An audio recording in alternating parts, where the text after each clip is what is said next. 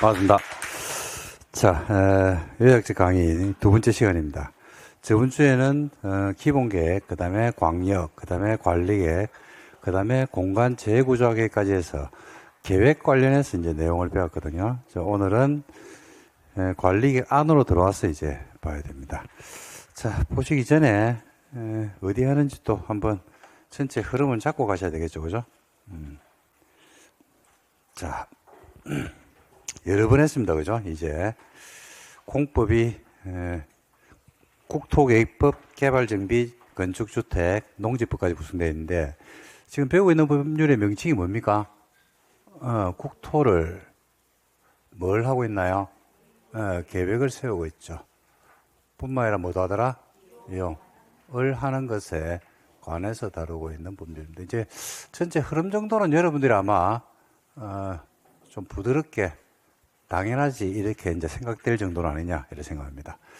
자, 그래서 계획 규제라서 제일 먼저 계획이 나오고 전주에도 이제 계획을 배웠죠, 그죠? 무슨 계획이 나옵니까? 제일 먼저 광역이 나옵니다. 광역 도시계획. 다음에 나오는 계획이 관할에서 만드는 발전 방향이 무슨 계획이 있나요? 도시군 계획이 있죠. 그리고 도시군 계획은 두 개로 나누죠, 그죠? 추상적 발전 방향이면 도시군 기본 계획이 있고 기본 계획한테 지침을 받는 계획이 있습니다. 그죠? 구체화된 계획이죠, 그죠? 무슨 계획이다? 관리 계획이다 이라고 합니다. 관리 계획은 관리해줘야 돼요. 관리하니까 추상적인 걸 관리할 수 없잖아요, 그죠? 그러니까 추상적이지 않고 어떻다? 구체화되어 있고 관리 대상이 관리 계획으로 관리하는 게 몇 개입니까? 8개죠, 그죠? 그 8개가 관리 계획으로 실제 관리를 하고 있습니다. 그래서 8개가 이제 시험에서 출제되는 게 잘 아시다시피 절반 이상이 8개 안에서 관리계획에서 관리하는 게 시험에서 출제가 되잖아요, 그죠? 자, 첫 번째는 오늘 배울 겁니다. 뭐 합니까? 용도, 지역. 몇 개 있나요?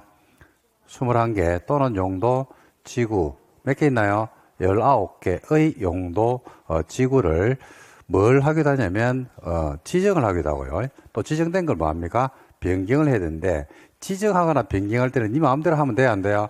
안 되고, 나름의 형식적인 절차를 거쳐야 돼요, 안 거쳐야 돼요? 거쳐야 되는데, 그 절차를 우리가 한마디로 표현하면 뭘 만들어서 절차를 거친다고 이야기합니까? 계획이라는 절차를 거쳐야 돼요. 그래서 21개 용도, 지역, 지구, 구역을 지정, 변경하는 절차가 무슨 계획이더라? 관리계획이고, 그 관리계획이 어떤 절차를 거치냐면, 입안하고, 그 다음에 결정하고, 결정한다는 말이 지정한다는 말입니다. 지정한다는 말이고, 또는 변경한다는 말이죠. 그 사실을 뭐 해주면 된다? 고시하고, 일정 기간 안에 뭐까지, 지형 도면까지를 고시를 해주죠. 그러면 그때서야 효력이 발생합니다. 일종 전용 주거지역이 지정되려고 그러면요. 그냥 지정되는 게 아니고 나름의 형식적인 절차를 거쳐서 만들어줘야 돼요. 그 절차가 이제 계획으로 표현되는 건데 그 계획이 무슨 계획이냐면 관리 계획이고 일종 전용 주거지역을 지정할 때는 제일 먼저 기초서 해줘야 됩니다. 그 다음에 의견 듣고 그 다음에 일종 전용 주거지역 지정에 대한 안을 세우고 일종 전용 주거지역으로 지정하려고 그러면 협의 심의를 거쳐서 지정이 되거든요. 그 다음에 지정됐다는 사실을 지정한 사람이 뭐하고 고시하고 일정 기간 안에 어디가 일종 전용 주거지역인지 지형 도면을 뭘 하죠? 고시를 하죠. 그죠? 지형 도면을 고시하면 이때 뭐가 발생한다? 효력이 발생하는데 어떤 효력이 발생하냐면 일종 전용 주거지역에 맞는 건축 제한, 그 다음에 건폐율, 그 다음에 용적률 규제를 받으면서 토지를 막을 수 있다, 활용할 수 있는 거예요. 그래서 어떤 구체적인 행위자를 받냐면 건축 제한, 건폐율, 용적률 규제를 받는 겁니다. 지금 제가 말씀드린 내용이 굉장히 어려운 내용이거든요. 근데 이게 지금 귀에 들리면 돼요, 이게 여러분들이 뭐 불과 한 2달 전에도 안 들립니다, 이게. 2-3달 전에는 안 들릴 건데, 이 내용들이 들리면서 관리계획의 8가지가 어떻게 녹아 들어가는지에 대해 의미를 갖다 여러분들이 파악을 하면 됩니다. 그럼 실력이 진짜 많이 올라온 겁니다. 그 다음에 이 용도 지역이나 지구만 하는 게 아니더라고요. 뭐도 합니까? 용도 구역이라는 것도 하죠. 관리계획 2번에서 언급하는 용도 구역은 정해져 있어요. 개발제한구역, 시가조정구역, 수산자원보구역, 그 다음에 도시자연공원구역입니다. 근데 용도구역이 4개만 있는 게 아니더라고요. 그죠? 그래서 작년에 용도구역이 3가지가 추가됐습니다. 그 3개 추가된 게 6, 7, 8번에 새로 들어왔죠. 뭡니까? 도시혁신구역이라고 있어요. 옛날에 공부하신 분들은 입지규제 최소 구역이라는 걸 배운 적이 있을 건데, 그거는 이제 폐지되고 있습니다. 폐지되고, 용도구역이 도시혁신구역. 그 다음 뭐가 있어요? 복합용도구역. 복합용도구역. 복합용도지구도 있는데 복합용도구역도 있네요. 그죠? 그 다음에 도시공개시설 입체복합구역. 입체복합구역이라는 용도구역도 우리가 관리계획으로 결정이 되는데 조심하실 거는요. 이 세 개의 용도구역은 관리계획의 일종인 뭐로 다시 구체화될 수도 있냐면 공간 재구조화 계획이라는 거로 공간 재구조화 계획이라는 것을 만들어 가지고 이 계획으로도 만들 수도 있다 없다 있다 이렇게 이제 돼 있죠. 그다음에 이제 3번 타자가 관리계획의 3번 타자가 뭡니까? 기반 시설이죠. 수십 가지가 있습니다. 수십 가지가 있네. 수백 가지가 있네. 이런 기반 시설을 관내에서 하기도 하고 뿐만 아니라 개랑 하려고 하면 네 마음대로 하면 돼, 안 돼? 안 되고 나름의 형식적인 절차를 거쳐야 되고 그 절차가 뭐로 표현되냐면 계획으로 표현될 겁니다. 그 계획이 무슨 계획인가요? 관리계획이다. 이렇게 이제 말씀을 드릴 수가 있습니다. 그 다음에 뭐까지도 관리계획에 포함되냐면요. 신도시를 만들어 무슨 사업? 개발사업. 재개발, 재건축을 하는 무슨 사업?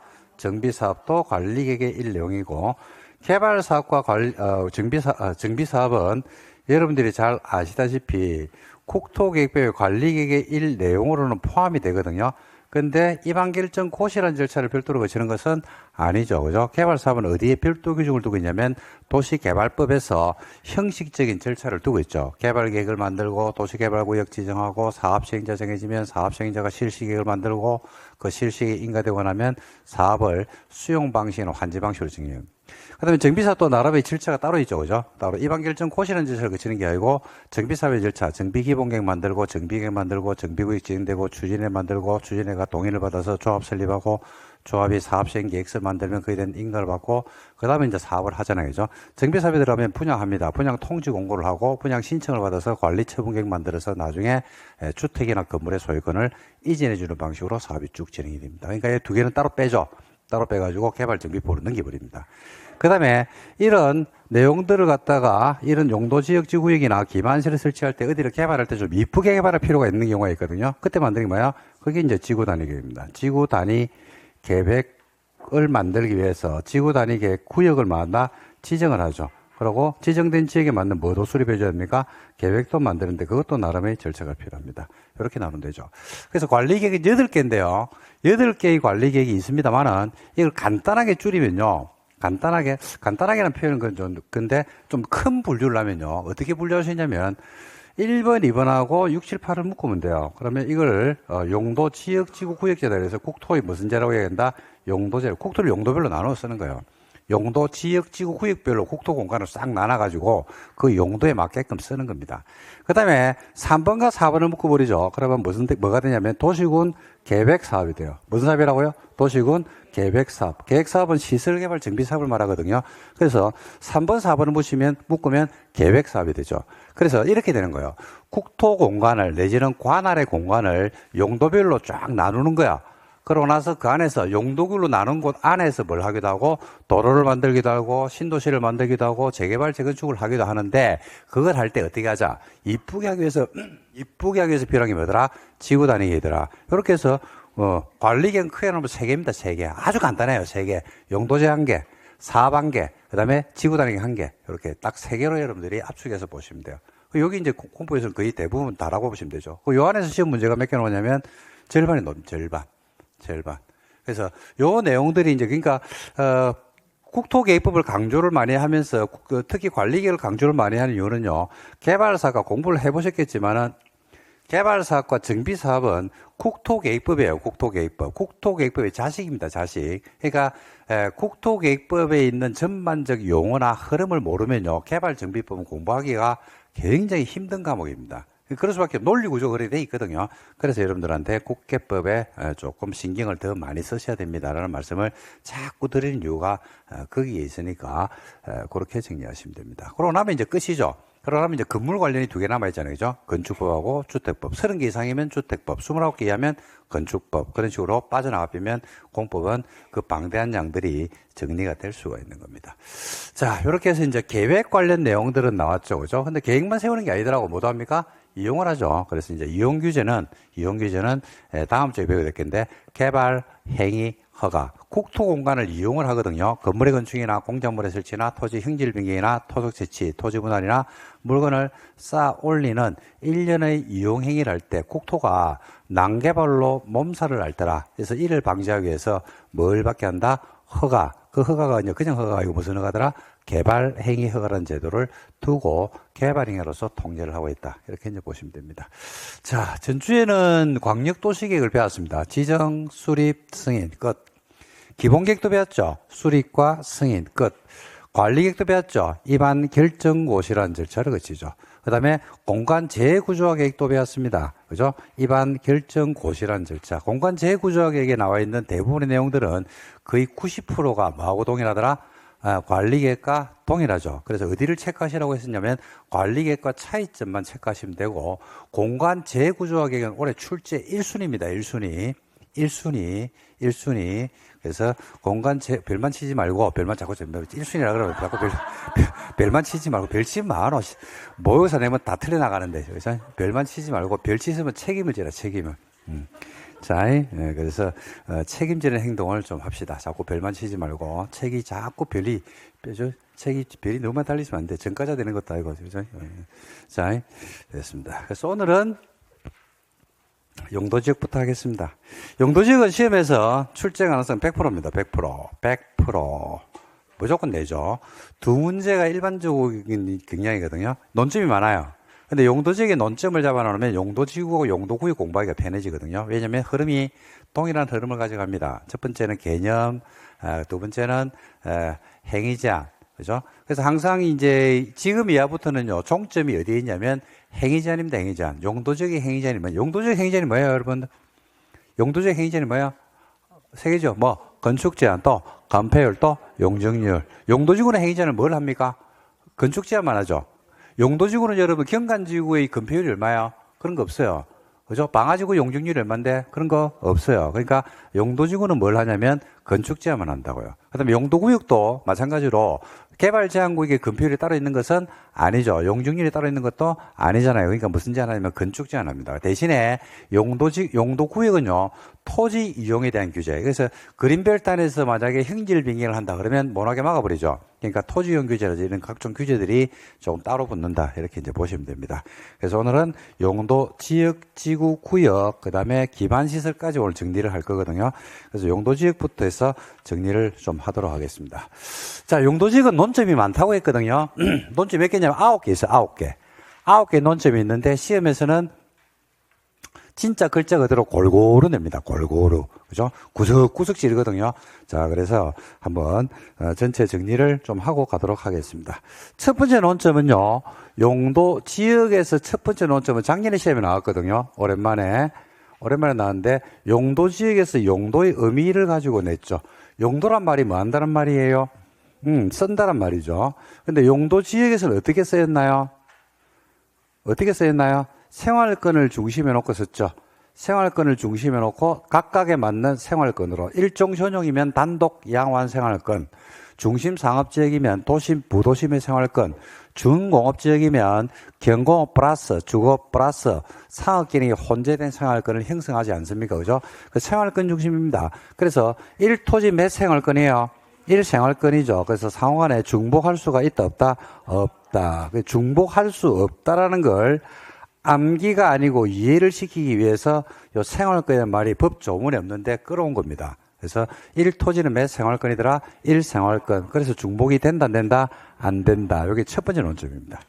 두 번째는 이런 용도지역이 생활권으로 나눠지는데, 이 생활권은요, 생활권은 관할에서 생활권을 제일 크게 분류하면 몇 개의 생활권으로 나눠집니까? 제일 크게 분류하면 몇 개의 생활권이에요? 4개의 생활권이죠. 크게 분류하면 4개잖아. 도시.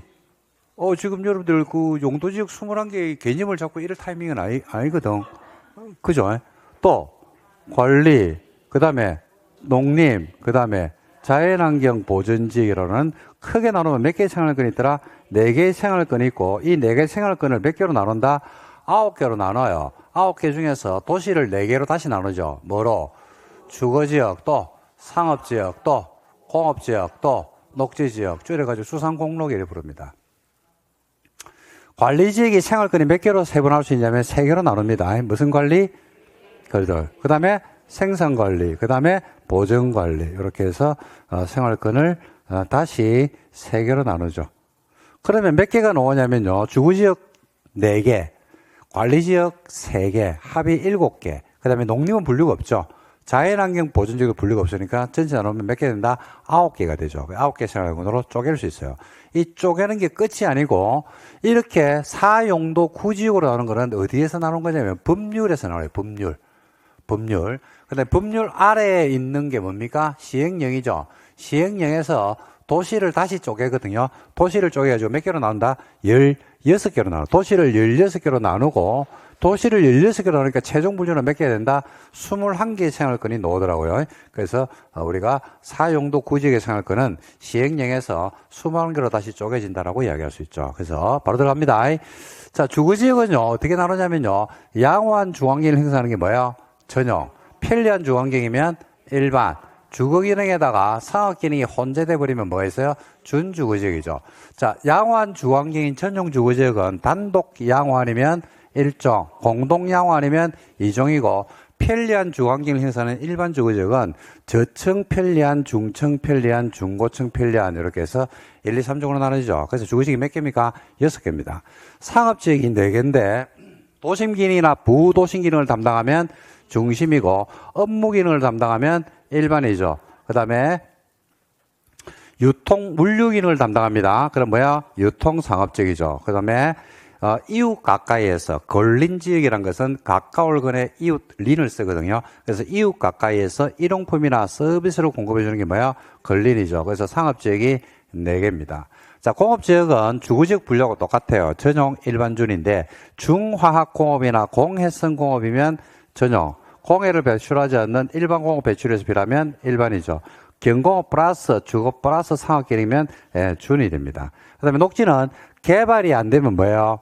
개발이 안 되면 보전, 개발 가능성으로 분류하면 돼요. 녹지는 개발 가능성. 그래서 개발이 아예 안 되면 보전이죠. 개발이 유보되어 있으면 제한적 범위에서 개발이 가능하면 자연 녹지. 이렇게 해서 그죠? 6, 4, 3, 이러니까 몇 개 나온다? 16개가 나옵니다. 그럼 관리지역 3개니까 합이면 16 플러스 3이면 19이죠. 그 다음에 20, 21개 이렇게 해서 21개가 나오는데, 처음에는 그냥 공부를 하는데요. 지금 정도 되면요, 이 용도지역을 가지고 여러 군데서 우리가 활용하거든. 뭐 보니까 계획관리에서 어쩌니, 생산관리가 어쩌니, 농림지역에서 어쩌니, 이런 말들이 굉장히 많이 나오잖아요. 그죠? 이 특징을 아셔야 된다고요. 그래서 이 21개 용도지역을 나중에 개발형 파트 뒤에 가면요, 이 국토공간을 3등분을 해요. 3등분해서 나눠 쓰더라고요. 무슨 정도로 나눴어요? 그죠? 그렇지. 시가와 용도부터 할까? 그래. 시가와 용도부터 해야지, 이 사람아, 지금. 똑바로 안 하나? 그래서 우리 국토공간을 무슨 정도? 시가와 용도. 또 무슨 정도? 유보 용도. 그 다음 무슨 정도? 보전 정도. 굉장히 유용하게 활용할 수 있는 3등분이라고 보시면 돼요. 사람도 마찬가지로 이런 연령대의 어마무시한 사람이 있다라고 했을 때, 그죠? 애들도 있고, 청소년도 있고, 그 다음에 어른들도 있고, 똑같거든요. 그렇듯이 땅도 이렇게 3등분으로 할 수 있어요. 3등분. 시가와 용도라는 것은 용도지역상 개발이 이미 다 끝난 곳을 말합니다. 어디를 말할까요? 주거지역, 상업지역, 공업지역을 말하죠. 유보 용도지역이라는 것은 유보라는 이야기입니다. 유보. 어떻게 될지 몰라요. 보존으로 갈지 개발로 갈지 모른다고. 그죠? 그러니까 유보니까 가능성이 닫혀 있는 겁니까? 열려는 있는 겁니까? 열려는 있는 거죠. 그럼 이 21개에서 가능성이 주상공원 개발이 끝난 곳이고 열려 있는 곳이 어딘지를 찾으면 돼요. 어디예요? 그렇죠. 그죠? 녹지 중에서 무슨 녹지? 자연 녹지요. 그 다음 무슨 관리? 계획 관리. 그 다음 무슨 관리? 생산 관리. 그죠? 이렇게 해서. 이 유보 용도지역을 잘 아셔야 돼요. 그럼 여러 군데 진짜 공부하기가 편해지거든요. 이게 이해되고 나면 굉장히 편하니까 내용들. 그러니까 유보 용도 지역들이 보면 공법 군데 보면 특례 조항들이 많아요. 그래서 이것들을 갖다가 이제 묶어가지고 유보 용도 지역에 있는 특성들을 갖다 여러분들이 이해를 하고 들어가면 굉장히 양을 줄일 수가 있는데 이게 이제 개별 파트마다 놓으니까 그때마다 여러분들이 공부를 하거든요. 그럼 나중에 시간 지나니까 이게 뭐 하기 시작하냐 머릿속에 들어가지고 섞여가지고 헷갈리기 시작하는 겁니다. 그래서 이제 계획 관리 하나만 보고, 우리가 생산 관리 하나만 보고, 그죠? 이거 옛날에도 있는 건데, 다른 데도 있는 건데, 여기는 왜 그렇고, 여기는 왜 그런데, 이런 말도 안 되는 이야기를 하는 겁니다. 각 파트별 특성이 어떻게 되는지를, 유보 용도 지역이 어떻게 녹아 들어가는지를 보셔야 되거든요. 그래서 유보 용도 지역이 어디에 속하는지를 먼저 기억하면 좋겠다. 그 다음에 나머지는 보존이죠. 개발이 안 되는 곳. 그죠? 보존자들은 거 전부 다죠. 보존 녹지, 그 다음에 보존 관리, 그 다음에 자연환경 보존, 그 다음에 농림이죠. 이런 등등으로 국토공간을 3등분 하시면 좋겠다. 그리고 이제 옛날에는 용도지역의 분류를요, 법에서 4용도지역을 하고 시행령에서 최종 분류를 21개까지 하는 걸로 끝이었거든요. 끝이었는데 한 5, 6년 됐어요. 한 5년 된 걸로 기억하는데 5년 전에 분류를 갖다가 늘려놨습니다. 이 분류를 늘리는 그 목적이 어디냐면요. 이게 이제 문재인 정부 시절인데 주택 공급량을 서울에서 특히 수도권에서 주택 공급량을 늘리려고 하니까 이 한계가 있다는 이야기죠. 그래서 이 공급량을 늘리기 위해서 용도적 분류를 갖다가 바꿔놨어요. 법을. 뭐로 바꿔놨냐면 조례로 세분할 수도 있다 없다? 있다. 이게 조례에서 가능성, 그러니까 시행령이면요. 대통령령으로 끝내버리면 대통령령은 범위가 어디에 미치냐면 대한민국 전역에 미칩니다. 전역에 미치기 때문에 그죠? 이 내용들이 지자체마다 탄력성 있게 대응하기가 쉽지가 않았거든요. 그래서 조례로 용도지역 분류를 할 수 있게끔 해놓고 있습니다. 그래서 조례로 우리가 분류할 수 있는 용도지역이 몇 개 있어요? 4개 있죠. 그게 뭐야?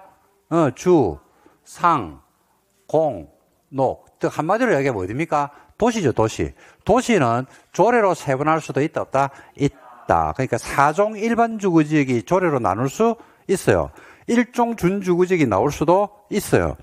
3종 전용 주거지역이 나올 수도 있단 말입니다. 뭐로 나눌 수 있기 때문에?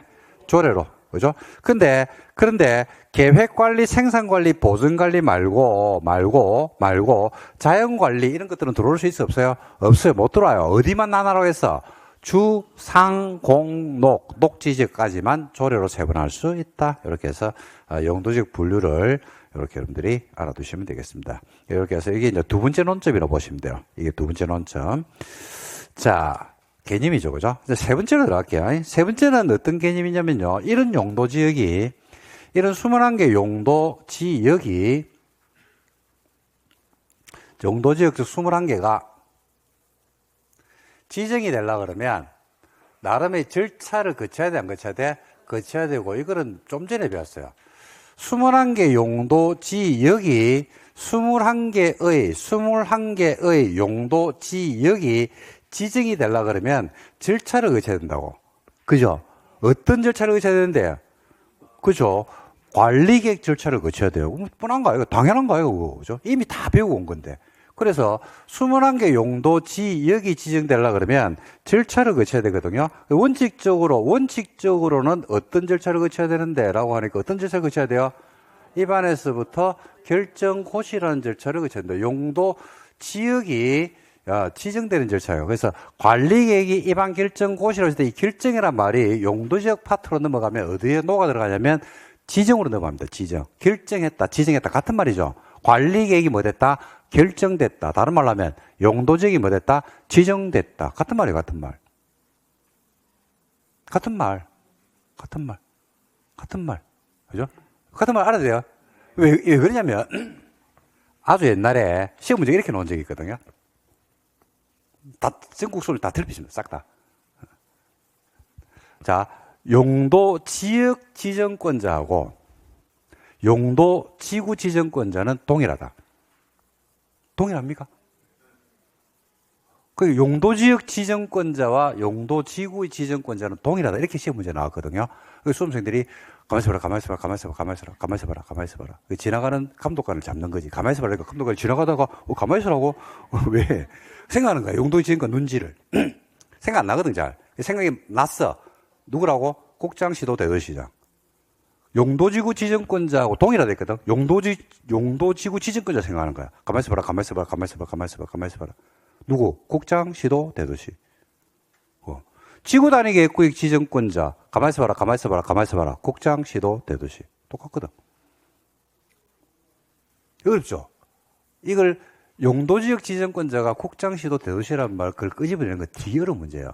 근데 용도지역 지정권자나 지구 단위 계획구역 지정권자나 용도지역 지정권자는 똑같아요. 왜? 관리계 결정권자예요. 그러니까 뭐냐면 용도지역이 지정된다는 말하고 용도지구가 지정된다는 말하고 같은 말인지를 아느냐를 물어본 거예요. 근데 이제 그 의미 해석을 못 하는 것이. 그래서 그걸 끄집어내려고 하니까 진짜 어려운 문제가 되는 겁니다. 그 자꾸 풀어보셔야 됩니다. 자꾸. 그래서 요거는 이제 절차의 원칙이라고 말씀을 드렸잖아요. 그죠? 그 원칙은 관리기 절차이기 때문에 입안 결정, 고시는 절차의 원칙이죠. 이걸 배울 필요가 없죠. 제일 먼저 뭐하고? 그죠? 그 다음 뭐하고? 그렇죠. 그러고 나서 용도지역 지정에 대한 안, 21개 용도지역 지정을 위한 안을 만들겠죠. 그러고 나서 용도지역 21개 용도지역을 지정합니다. 그죠? 시도, 대도시가. 예외적으로 짱깨시는 국장이 뭐 거쳤어? 협의, 심의를 거쳤어. 그러고 나서 결정권자가 뭐하고? 고시하고. 그 다음에 일정 기간 안에 뭐가 되면 지형 도면이 고시되면 그때 뭐가 발생한다? 효력이 발생하고 결정한 사람은 고시한 다음에 입안권자에게 송부를 해주거든요. 입안권자가 받아서 우리에게 마음 된다. 열람시키면 된다. 이런 식으로 이제 나오는 겁니다. 자, 됐죠. 그죠? 자, 그럼 이제 이런 절차를 거치는데 이거는 이제 특별히 원칙적 절차는 우리가 공부할 게 없기 때문에 이미 다 배웠기 때문에 관리계 절차를 배웠기 때문에 여기서 논점은 아닙니다. 근데 용도지역 지정 절차에 뭐가 있냐면 특례가 있어요. 특례. 특례란 것은 특별한 예죠. 절차를 거치면 특례입니까? 일반예입니까? 일반 예죠. 그죠? 특례니까 절차를 어떻게 한다? 일부를 만다? 생략한다는 이야기입니다. 그래서 하나가 입안에서부터 어디까지? 결정까지 특례가 하나 있어요. 여기까지 절차를 뭐 한다는 이야기입니까? 생략한다. 라는 이야기죠. 그죠? 그래서 입안 결정의 특례라고 얘기하는데 요거는 여러분 동의어가 뭐냐면요. 동의어가 뭐냐면 공유수면 매립지에 대한 용도지역 지정 절차다. 이렇게 이야기를 하는데 요거는 여러분들 좀 기억하고 계셔야 돼요. 입안 결정의 특례란 말이 나오면 공유수면 매립지하고 동의어입니다. 동의어. 이게 왜 그러냐면 시험에서 이렇게 나오거든요. 다음은 관리객 입안 결정의 특례에 대한 설명이다. 특례에 대한 설명이다. 옳은 것을 골라라. 틀린 것을 골라라. 또는 다음은 공유수면 매립지에서 용도지역 지정, 공유수면 매립지에서 용도지역 지정 절차에 대한 설명이다. 옳은 것을 골라라. 틀린 것을 골라라. 둘 다 시험에서 나온 문제입니다. 그러니까 어떻게 출제를 할지는 모르겠어요. 그러니까 공유수면 매립지에서 용도지역 지정이란 말이 나오면 어디까지 특례? 입안 결정의 특례. 입안 결정의 특례라, 다음 중 입안 결정의 특례라는 말이 나오면 뭐더라? 공유수면 매립지. 동의입니다. 동의어. 그 작년에도 그래 나왔거든요. 그래서 여러분들은 같은 말이라고 알고 보시면 되겠습니다. 그래서 요까지 절차를 생략합니다. 생략하려고 그러면 무조건 생략은 안 되고요. 요건을 갖춰야 되거든요. 첫 번째, 공유수면인 바다를 뭐 했는데 매립을 했거든요. 매립을 했는데 매립한 목적이 이웃한 용도지역과 얼마나 동일해야 돼요? 완전히 동일해야 돼요. 완전 동일해야 돼. 근데 완전히 동일하지 않고 일부가 동일하든지 다른 경우가 있을 수 있어 없어요? 있죠. 그렇기 때는 절차 특례 적용을 받아 못 받아? 못 받아요. 그때는 절차를 뭐 해야 된다? 거쳐야 됩니다. 어떤 경우에만 절차를 생략할 수 있다? 완전히 동일할 때. 두 번째는 어디까지만 생략되는 겁니까? 입안에서부터 결정까지만 생략이 되는 거예요. 입안에서 뭐까지만? 결정까지만 생략이 되니까 뭐는 별도로 해줘야 된다? 고시는 해야 돼요. 고시를 해야 됩니다. 누가 고시하는데 라고 하니까 이게 중요하죠. 이것도 중요하죠. 누가 고시하는데 하니까 고시를 하는 거는 좋은데 누가 고시하는데 라고 하니까 황, 시장, 군수가 고시합니다. 이게 왜 특이하냐면요. 관리객 결정권자가 고시를 해야 되거든요. 즉 시도, 대도시, 국장이 해야 돼요. 근데 공유수면 매립은요. 누가 고시하게 되냐면 황, 시장, 군수가 고시한다고 되어 있거든. 그래서 그걸 체크하셔야 돼요. 그러면 언제부터 이웃한 용도지역으로 흡수되는데 라고 하니까 언제부터 됩니까? 그렇죠? 지형도면을 고시한 날 아닙니다. 그거는 언제 한다면 매립, 준공, 인가일로부터 이웃한 용도지역으로 뭐 된 것을 본다? 지정된 것으로 본다. 다른 말로 하면 결정된 것으로 본다라는 말로 같죠. 그러니까 뭐는 별도로 해야 된다. 고시는 해야 된다. 이렇게 되는 겁니다. 그래서 5가지 논점을 정리를 하시면 안 되겠습니다. 그죠? 이거는 근데 뭐 전기공학 할 때도 몇 번 이야기했죠. 5개 딱 암기하면 돼요. 자, 얼마나 동일된다고? 완전 동일해야죠. 어디 가면 생략한다고? 완전 동일하면 결정까지만 생략한다니까. 그럼 뭐는 해야 된다고? 고시는 누가 하는데? 특광시장 군수가. 그죠? 그러면 언제부터? 매립, 준공, 인가로부터 이웃한 용도주로 뭐 된 것으로 본다? 지정이 된 것으로 본다. 이렇게 되는 겁니다. 그 다음에 또 한 개는요, 어디까지 특례냐면, 입안 결정 고시 특례. 뭐도 할 필요가 없더라. 고시도 할 필요가 있어요, 없어요? 없죠. 그래서 입안 결정 고시 특례는 2개로 나눠줘야 돼요. 하나는 시, 지, 역으로, 시, 지, 역으로 결정, 고시가 된 것으로 본다. 그러니까 도시가 대피는 거예요. 고시도 된 거로 보여요. 다른 말로 하면 도시 지역으로 지정 고시가 된 것으로 본다. 다 같은 말입니다. 이 같은 말인 줄 알아야 돼요. 그래서 5군데에서는 도시가 된 것으로 간주를 해버리죠. 이렇게 되는 순간에 첫 번째가 항만구역하고 어항구역이 중요한 게 아니고 야 어디하고 연접해야 돼? 도시하고 연접해야 돼요. 그 다음에 택지개발지구, 전 원개발사업구역이나 그 예정구역, 그 다음에 산업단지 3개. 무슨 산업단지? 국일첨. 그죠? 작년 여기서 나왔죠. 그죠? 그래서 요 5군데는 뭐가 된 것으로 본다? 도시로 결정고시가 된 것으로 본다. 요거 말고 한 개가 더 있어요. 시험에 나왔죠. 한 개가 더 있는데 이거는 여기 있는 게 아니고 도시개발법이었어요. 도시개발구역으로 지정이 되면 도시개발구역, 신도시로 지정이 되면 도시지역과 지구단위계획으로 결정고시가 된 것으로 본다. 그거 또 나오거든.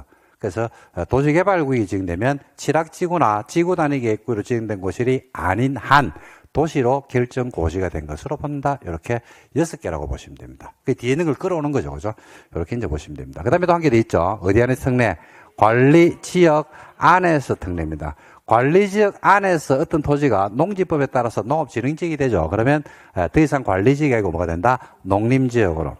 그 다음에 산지관리법에 따라서 보전산지가 되죠. 보전산지가 어디 안에서 될 때?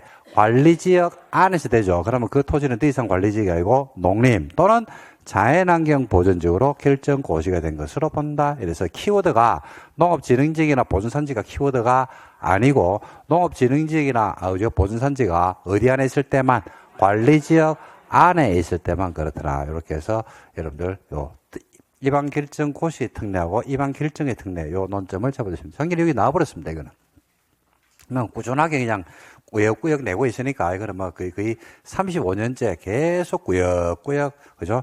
정기적으로 내고 있으니까 그냥 참고하시면 되고 이거는 뭐 제가 수업을 해보면 10월 달쯤 되면 지금은 아직까지 암기가 완벽하게 안 되니까 약간 암기가 부족할 수는 있거든요. 근데 10월 달 되면 이걸 못 외우고 시험장 가는 분은 제가 못 봤습니다. 다 외웁니다. 다 외우니까 뭐 걱정 안 하셔도 됩니다. 다 외우게 될 겁니다. 여기 이제 3번째 논점입니다. 3번째 논점. 네 번째 논점은 뭐냐면 용도지역에서 4번째 논점은 뭐냐면 행위제한입니다. 행위제한인데 용도지역이 이렇게 입안결정 고시라는 절차를 거치든 아니면 입안결정 고시라는 절차를 마하든 생략하든 용도지역이 지정되거든요. 그러면 용도지역의 목적은 결국 종착점은 기성전 행위제한이죠. 공법은 기성전 행위제한입니다. 국토의 계획 및 유연한 법률이 공법이거든요. 공법은 한마디로 이야기하면 뭐라고 보시면 돼요? 규제입니다, 규제. 규제를 다른 말로 하면 뭐예요? 그 행위제한 아이가 행위제한. 항상 행위제한이 종점이라니까요. 기성전 행위제한이죠, 행위제한. 규제. 그죠? 그래서 용도지역이 지정됐을 때 마지막 종착점은 결국은 그게 맞는 뭐더라? 행위제한으로 보시면 돼요. 용도지역이 지정되면 따라보는 행위제한이 3개 있어요, 3개. 그렇지. 건축제한이 있죠. 건축제한을 다른 말로 건물의 용도제한이다. 이렇게 부릅니다. 용도제한을 말하고 또 건축제한의 말이 같은 말입니다. 그리고 법에서는 이렇게도 표현하죠. 건물의 용도 종류 규모를 제한할 수 있다. 이렇게 풀었습니다. 건물의 용도 종류 규모를 제한한다. 그게 다 건축제한이란 말입니다. 그죠? 이 말이죠. 일종 전용 주거지역에 숙박시설 지을 수 있다, 없다? 일종 전용 주거지역에 숙박시설을 지을 수 없다. 아이가 상식 아이가. 숙박시설의 건축은 제한된다. 숙박시설이라고 하는 용도는 제한된다, 안 된다. 같은 말이야, 같은 말. 근데 이게 용어가 그냥 같은 말인데, 이게 뭐 시험에 나왔듯이 건축 제한을 냈는데, 아니면 용도 제한으로 냈는데, 나는 건축 제한을 알고 있어가지고, 그 말이 헷갈리가 틀렸다 이러면, 그거는 할 말이 없습니다. 제가 할 말이 없는데, 그게 같은 말인데, 이런 말들이 이제 시험으로 표현이 되는 말들이거든요. 출제하는 사람들의 성향에 따라서 어떤 분들은 건축 제한으로 쓰기도 하고, 어떤 분들은 용도 제한으로 쓰기도 하고, 어떤 분들은 건물의 건축 용도 규모를 제한한다. 이렇게 표현하기도 합니다.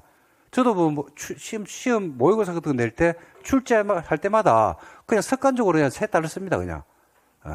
그래서 여러분들 입장에서는 그런 것들이 조금 짜증이 날 수는 있겠지만은 그렇게 출제가 되고 있으니까 같은 말로 알고 계시면 됩니다. 그래서 첫 번째 하는 게 건축 제한입니다. 그러니까 일종 전용 주거지역의 단독 양환 주황기능 행사하는 일종 전용 주거지역의 숙박시설이 안 되는 거하고 그죠? 같은 말로 보시면 됩니다. 두 번째는 무슨 제한합니까? 건폐율 제한하죠. 대지 면적에 대한 건축 면적의 비율이죠. 율이죠. 그죠? 그 다음에 용적률. 이렇게 해서 건축 제한이 네 번째 논점이 될 거예요. 다섯 번째가 건폐율입니다. 여섯 번째가 용적률이죠. 이렇게 해서 논점이 6개의 논점입니다. 자, 저는 개인적으로 올해 건폐율 또는 용적률이 나올 차례입니다. 숫자입니다, 숫자. 숫자는 자주 내거든요. 근데 지금 안 놓은 지가 2년이 된 것 같은데, 올해 안 놓으면 3년 차 접어듭니다. 그래서 확률적으로 나와줘야 돼요. 확률적으로 건폐율 용적률의 숫자가 나올 거니까 참고하시면 되겠습니다. 자, 그래서 볼게요. 건축제는 어디에 사는 게 원칙인데요? 원칙적 근거는 어디에 있더라? 대통령령에 있습니다. 시행령에 있죠. 그래서 여러분들 기본서 우리 공부할 때 약 한 80페이지인가, 그게 70페이지인가 보면 76페이지인가, 70몇 페이지인가 내가 기억하는데, 그거 보면 표 쫙 만들어가지고 일종 전용 주거지역에서 지을 수 있는 건물 해가지고 쭉 넘기면 자연환경 보존지역까지 해서 약 한 4, 5페이지가 쭉 해가 나오는 거 본 적 있죠? 그래서 우리가 공부할 때 그 책장을 갖다 빨빨 넘겼잖아요. 그죠? 그래서 이거 시험에 나옵니까? 라고 물으니까 여러분들이 나온다라고 이야기했고, 저도 나온다라고 이야기했잖아요. 그죠? 그래서 그겁니다. 건축자. 근데 이거는 이제 아무거나 내는 건 아니고요. 문제는 어렵게는 안 내고 중급 난이도로 내는데, 문제는 지금까지 출제된 문제의 대부분은 주택 아니면 건생으로 출제를 하기 때문에 그 범위까지만 알고 들어가시면 돼요. 그래서 벗어나서 문제가 나오죠. 그죠? 주택과 건생을 안 내고 창고를 낸다든지 숙박시설을 내든지 이상한 거 나오는 경우는 한 번도 없었는데, 만약에 냈잖아. 그럼 출제 의도가 뭐예요? 그죠? 틀려라 이 말이에요. 그럼 어떻게 하면 돼요? 아싸 이러면 돼요. 아싸 땡큐라고 빨리 3번 찍고 넘어가면 돼요. 땡큐. 왜? 시간을, 그러니까 봐봐. 시험 문제가 어려운 걸 40문제를 전체를 어렵게 안 내거든. 거기에서 건축제한에서 문제가 어렵게 나왔잖아. 그럼 어디? 다른 데가 쉽게 나온다 이 말이야. 여러분, 지구에서 내리는 전체 비의 양은 똑같아요, 달라요? 똑같죠? 비의 양, 지구 전체에서 내리는 비의 양은 거의 똑같다니까요. 어디가 폭우란 말은요, 어디가 가뭄이 들어가서 난리가 났다 이 말이에요. 전체가 그러니까 제 말은 평균에 수렴한다니까요. 평균에. 시험 문제도 평균에 수렴하게 돼 있다니까요. 그래서 여기가 만약에 어렵게 내잖아. 그럼 다른 데서 쉽게 낸다고, 문제를. 그러니까 그런 거 나왔을 때 그것 때문에 앞에서 고민하지 말고 그냥 점프하고 넘겨야 돼요. 문제 이해됩니까?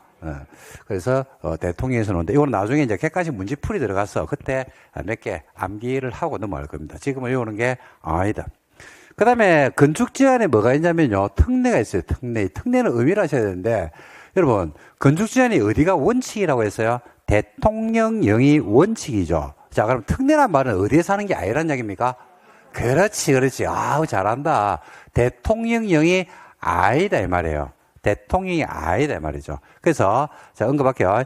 농공단지, 그러니까 우리나라에 농공단지가 있을 수 있어 없어? 있죠. 농공단지가 만약에 예를 들어서 어떤 지역에 가니까, 저 시골에 가니까 용도지역은 농림지역인데 거기에 농공단지가 지정되어 있더라고. 그러면 그 농공단지에 있는 공장은요, 용도지역상 어디에 있는 거냐면 농림지역에 있는 겁니다.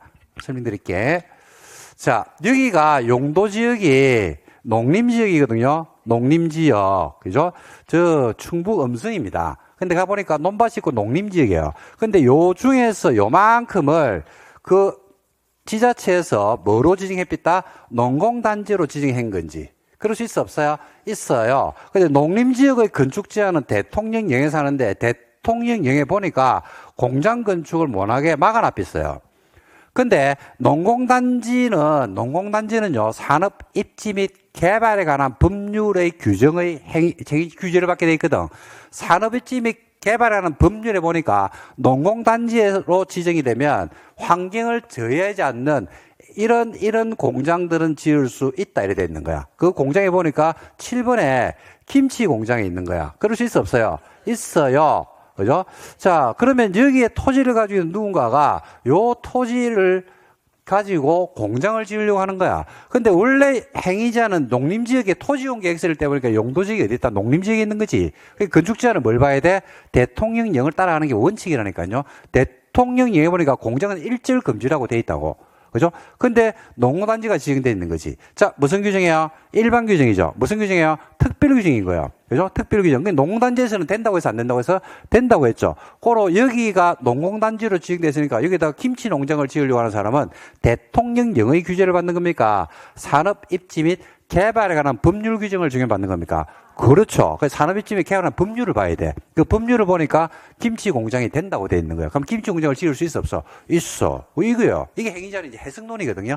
자, 그래서 원래 원칙적으로 건축 제한은 건물의 건축 제한은 대통령령을 하는데 어떤 특정 일부 지역들 10개 정도가 돼요. 10개 안 된, 10개 되겠네. 10개 정도는 특례가 있어요. 특례. 그 특례가 뭐냐면, 자, 들어갑니다.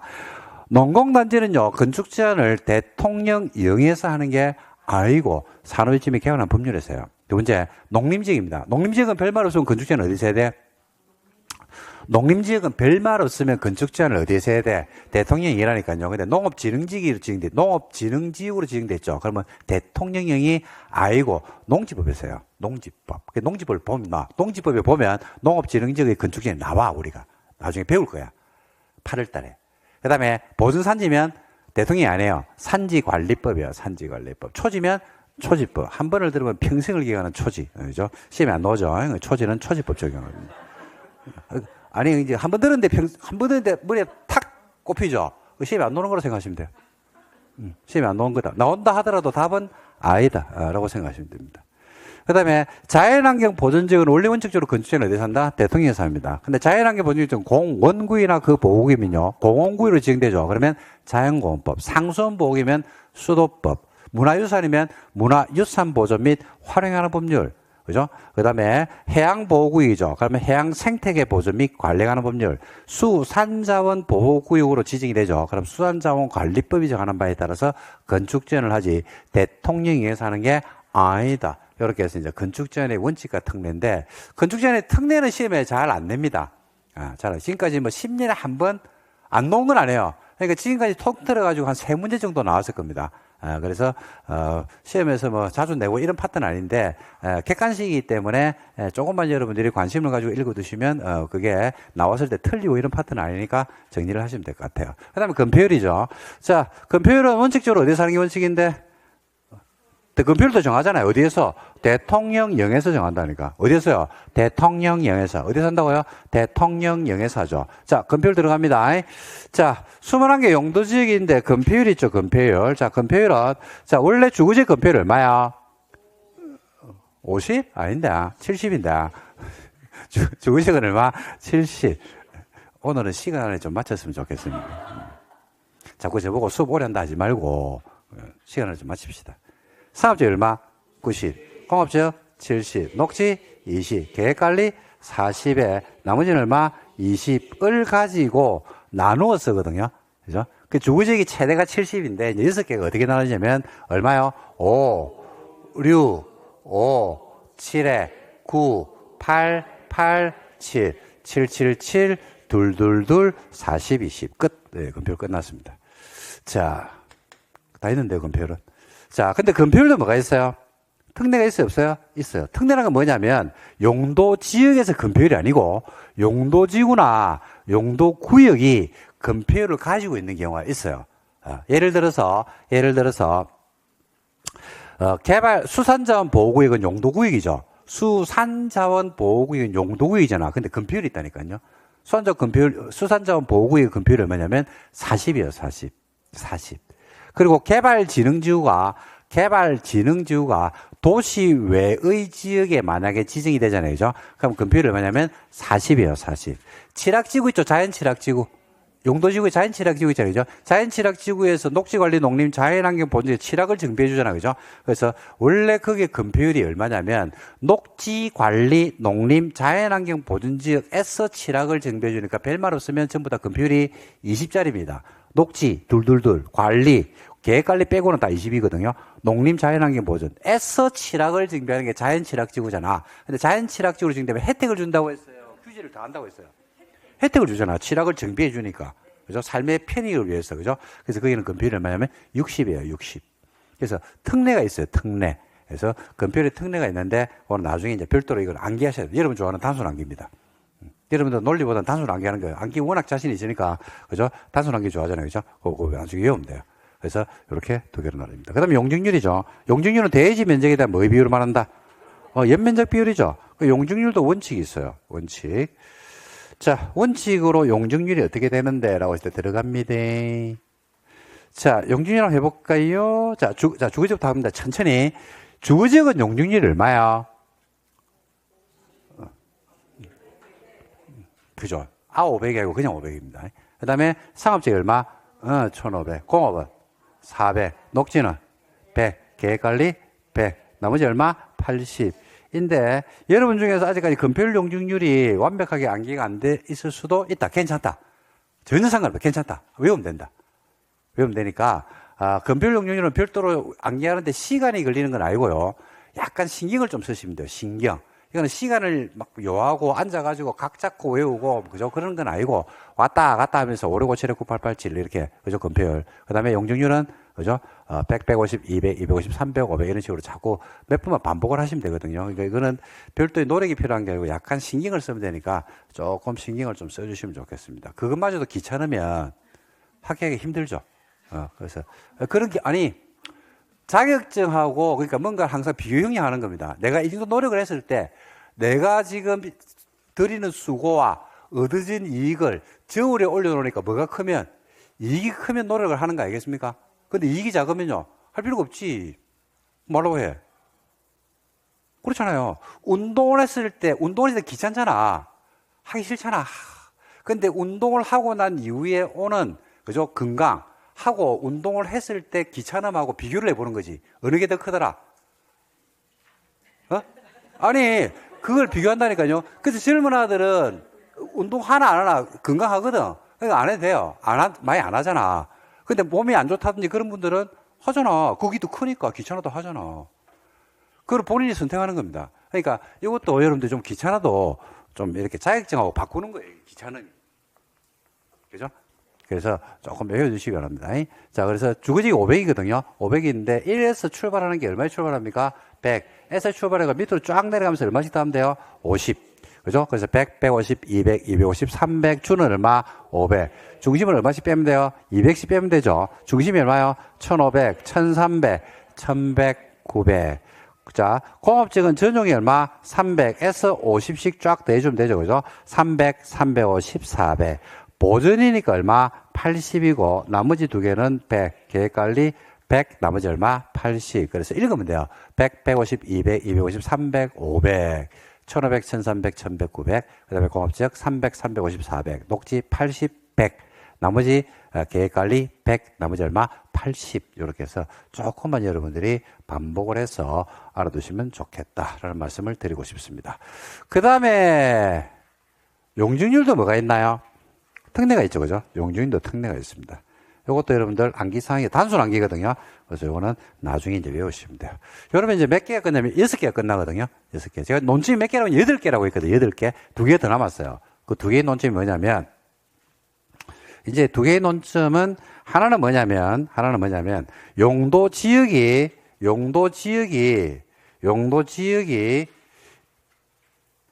일곱 번째 논점인데, 아예 지정이 안 된 경우가 있을 수 있다, 없다? 있다. 지정은 돼 있거든요. 근데 무책임하게 도, 시, 지, 역 이렇게 돼 있고 주상공로로 안 나눠져 있어요. 세분이 안 돼 있다 이 말입니다. 그럴 수 있어 없어요? 있어요. 그리고 용도지역이 관리, 지역 이렇게 돼 있고 계획, 생산, 보전, 관리로 안 나눠져 있어. 그럴 수 있잖아요. 그죠? 이럴 때 이 두 개의 논점인데 법 조문에서는 두 개를 이야기하지 않고 하나만 이야기합니다. 근데 이 두 개의 논점 중에서 첫 번째 논점을 이야기하면 뭐라고 이야기하냐면 수험생들의 일부가 책이 없는 거 나왔다 이랍니다. 많습니다. 실제로 나왔거든요. 근데 책이 없는 건 했다. 이렇게 이야기하는데 그거는 이제 해석이 전혀 안 돼서 그렇죠. 첫 번째는 용도지역이 아예 지정이 안 돼 있다. 그 토지를 활용할 수가 있다 없다? 활용할 수 있다 없다? 자, 용도지역이 좀 똑같네. 용도지역이 아예 내 수업 들으면서 그러면 안 돼. 용도지역이 아예 토지용계획 확인서를 떼보니까 용도지역이 없어요. 토지에. 그런 토지가 나올 수 있어요. 있어요. 자, 그러면 그게 뭐냐면 어디를 매립을 했거든. 매립을 했는데 새로운 토지가 생겨난 거지. 근데 용도지역 지정이 없는 거야. 그럴 수 있잖아. 그럴 때 그 토지를 활용할 수 있다 없다? 당연히 있지. 당연히 있지. 유스터니까 그런 토지는 용도지역이 미지정된 토지는 활용할 수 없다. 이렇게 놓으면 수험생들이 30%가 실려나가 봅니다. 그래서 집에 와서 뭐라 하냐면 책 없는 건 낫다 이렇게 합니다. 활용을 할 수 있다 없다? 있다 있다. 있으니까 활용을 한다고 했을 때 그러면 행위자는 뭐로 가느냐? 이건 알거든. 제일 센 곳으로 가죠. 용도지역이 미지정되면요. 행위자는 어디로 간대? 자연환경 보전지역. 도시인데 안 나눠져 있어. 보전 녹지. 관리인데 안 나눠져 있어. 보전 관리. 이게 뭐냐면 잘 들어봐요. 잘 들어봐. 보는 현상인데 용도지역이 미지정되면 행위자를 어디 받습니까? 라고 하니까 자연환경 보전지역은 알고 있는 거야. 그럼 용도지역이 미지정되면 토지를 활용할 수 있습니까? 라고 하니까 있나? 다시 할게. 용도지역이 미지정되면 어디 행위자를 받습니까? 자연환경 보전지역은 알고 있는데 용도지역이 미지정되면 토지를 활용할 수 있습니까? 라고 물어보니까 이렇게 얘기하는 거지. 그게 말이 안 되는 거지. 용도지역이 미지정되면 자연환경 보전지역의 행위자를 받는다면서 활용할 수 있으니까 행위자를 받는 거 아이가? 활용을 못하는데 행위자 문제가 뭔 논점이 되노? 활용할 수 있으니까 그럼 활용한다 그러면 도대체 어디 행위자를 할 건데 이거죠. 제일 센 곳으로 가는 거죠. 그래서 여기 이제 7번째 논점입니다. 그 다음에 8번째는 용도지역 중에서 어디에서만 도시지역에서만 적용을 한다 안 한다? 안 하는 규정이 있어요. 어디에서만 적용하지 않는다고요? 도시에서만. 관리, 농림, 자연환경 보전지역은 적용을 해요. 어디에서만 적용 안 한다고요? 도시에서만. 두 개죠. 하나가 접도구역 안에서의 건축제한입니다. 접도구역으로 지정된 곳에서 건물을 건축할 때는 도시에서는 접도구역의 건축제한 규정을 적용받는다 안 받는다? 안 받는다. 두 번째는 뭐예요? 농취증이죠. 농취증. 농지를 취득할 때는 농지 취득 자격 증명을 발급받아야 되거든요. 근데 도시에도 농지가 있어요, 없어요? 있어요. 도시에도 농지가 있는데 도시에서 만약에 농지를 취득할 때는 농취증 발급을 받는다 안 받는다? 안 받는다. 그리고 이제 갈로 안에 보면 중요한 글자가 있는데 단 녹지지역 안에 있는 농지로서 시설 사업에 필요하지 않은 경우에는 그러하지 않다 이러는데 그러지 않다 그래서 농취증 발급을 받아야 한다. 이렇게 이제 두 개로 나누어서 보십니다. 그러면 용도지역 논점이 8개 끝입니다. 이거 가지고 시험 문제에서 뭐가 나올지는 나도 모르겠다. 어쨌든 근데 요소 나온다. 무조건 걸리게 돼 있다. 그래서 8개의 논점을 이렇게 정리를 한번 해봤습니다. 볼까요? 자, 비교표를 만들어 놨거든요. 한번 읽어보시면 돼요. 종류는 읽어보시면 되고, 출제권은 별로 없습니다. 추산 공로가 뭐로 세분할 수 있다고요? 조례. 이거 하나만 체크하면 되겠네요. 저거는 시험에서 지금 아직 안 나왔습니다. 곧 낼 겁니다. 그 다음에 모든 토지를 대상으로 뭐 중심 분류라고 했습니까? 제가 생활권 중심 분류기 때문에 중복이 된다, 안 된다? 안 된다. 중복 불가죠. 예. 그리고 수평적이다, 일반적이다, 1차적 규제다. 1차적이라는 것은 용도지구는 용도지역 다음에 붙는 거죠. 그죠? 그래서 용도지구는 무슨 규제인데? 2차적이죠. 용도지구는 2차적인데 용도지역이 1차적이다. 이런 표현을 쓰는 이유가 이제 바로 거기에 있습니다. 그 다음에 이제 건물 규제로서 건축 제한, 건폐율, 용적률 제한을 한다. 나머지 읽어보시면 됩니다. 자, 그 다음에 개념, 안 합니다. 한번 읽어보세요. 이 공부할 타임이 아니죠, 지금. 그 다음에 조례에 따른 세번 한 번 더 줄칠게요. 조례로 용도지역을 조례로 세분할 수 있다 없다? 있다. 조례로 추산공록 세분할 수 있다. 그 다음에 용도지역 지정 절차의 특례로서 두 가지가 있죠. 입안에서부터 어디까지 특례? 결정의 특례. 그죠? 동의가 뭐라고 했습니까? 공유수면 매립지. 공유수면 매립지. 입안 결정의 특례. 뭐는 해줘야 된다? 고시는 해야 된다. 자, 얼마나 동의해야 돼요? 그죠? 써놔야 돼요. 완전 동의란 말을. 차마 쓰고 싶었는데, 이게 서점에도 있고, 제 수업 안 듣는 사람들도 보고, 온 동네방네에서 보기 때문에 차마 못 쓰겠더라. 그래서 쓰세요. 완전 동일할 때. 키워드죠. 그러니까 일부가 동일하면, 작년에 일부 동일이 나왔죠. 일부 동일하면 생략할 수가 없고, 절차를 거쳐야 돼, 안 거쳐야 돼? 거쳐야 되죠. 어디까지만, 입안에서부터 결정까지만, 꼬를 뭐 내라? 고시. 그죠? 그래서 누가 고시합니까? 특광시장 군수가 고시합니다. 특광시장 군수가 통보를 받아서 고시합니다. 그리고 언제? 매립 준공 인가일에 이웃한 용도주로 키워드 뭐 된 것으로 본다? 지정이 된 것으로 본다. 밑에다가 적어줄래요? 고시 X 이렇게 보시 좀 적어놓습니다. 시험에 틀린 애라면 이렇게 되겠죠. 매립 준공 인가로부터 이웃한 용도주로 지정 고시가 된 것으로 본다. 이렇게 이제 함정을 파면 여러분들 깜빡 실수할 수 있습니다. 뭐 된 것으로 본다? 지정이 된 것으로 본다. 그 다음 매립 목적이 이웃 용도적과 불일치하든지 완전 동일한 게 아니고, 그죠? 일부가 동일해서 두 개에 걸쳐 있어요. 그럴 때는 절차를 생략할 수가 없으니까 관리계획 절차를 거쳐야 돼, 거쳐야 돼? 거쳐야 된다라고 양가로 3번에 넣어줘. 그 다음에 양가로 4번에 보니까 도시적으로 결정 고시된 것으로 보는 경우로서 자, 5개가 있죠. 자, 항만구역과 어항구역이 어디 연접한? 도시의 연접한이 키워드죠.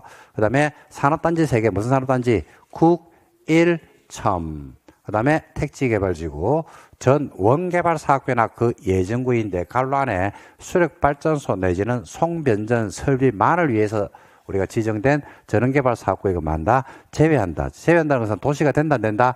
안 된다. 이 말이죠. 그 다음에 어디 안에서?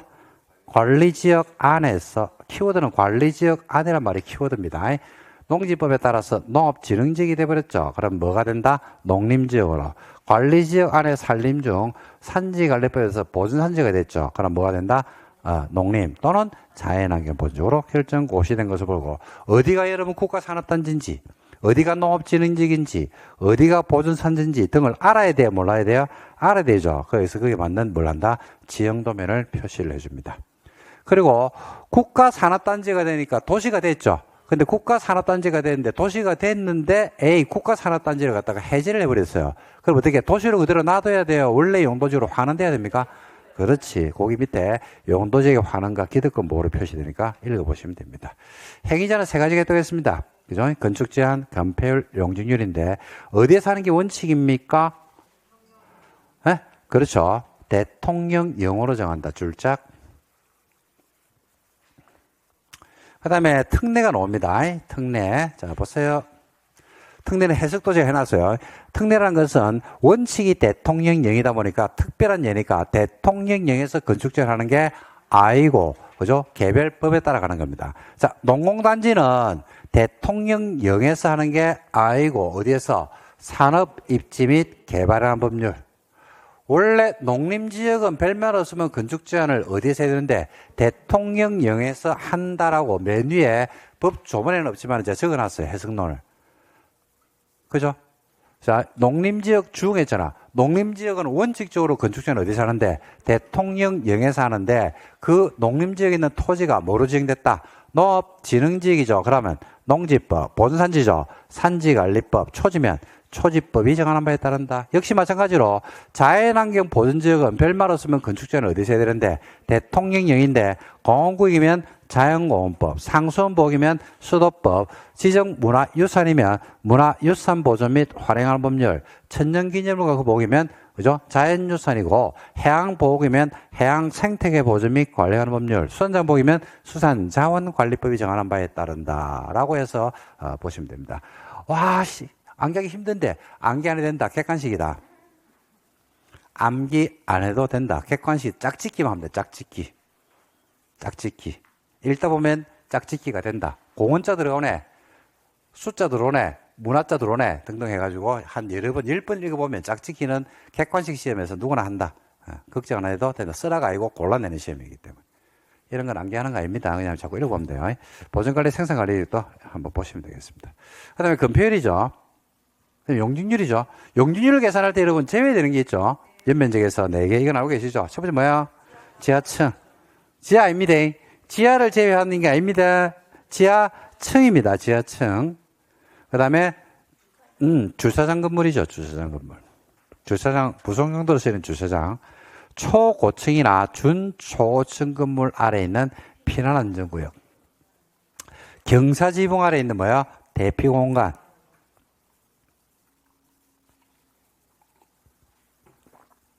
그래서 이거는 이제 건축법에서 함정팔 때 많이 냅니다. 작년에 나왔죠, 이게? 작년에 건축법에서 나왔죠. 계산 문제 할 때.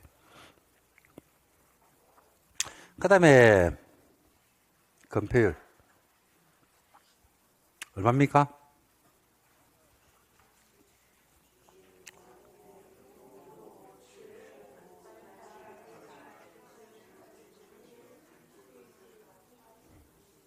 그렇죠. 용적률 100, 150, 200, 250, 300, 500, 1500, 1300, 1100, 900, 300, 350, 400, 80, 100, 100, 180. 자꾸 읽어보시면 됩니다. 그 다음에 건폐용률 특례가 있네요. 특례. 이거 외워야 됩니다.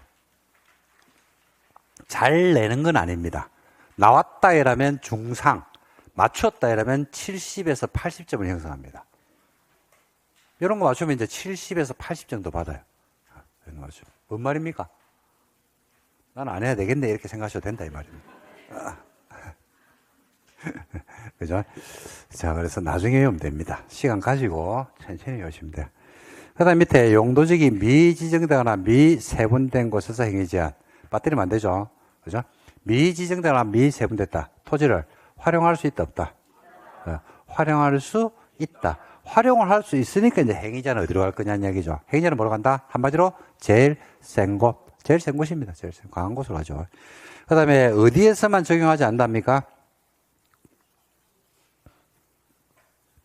응? 어디에서만? 도시지역에서만. 착각하면 안 돼요. 도시지역에서는 아래의 법률 규정은 적용하지 않는다. 나머지 똑같죠. 어디에서? 접도구역 안에서의 건축제한. 그 다음에 농취증. 자, 제 말 한번 들어볼래요? 접도구역 안에서의 건축제한은 어디에서는 적용하지 않는다? 도시에서는 적용하지 않죠. 자, 시험 문제 이렇게 나왔어요.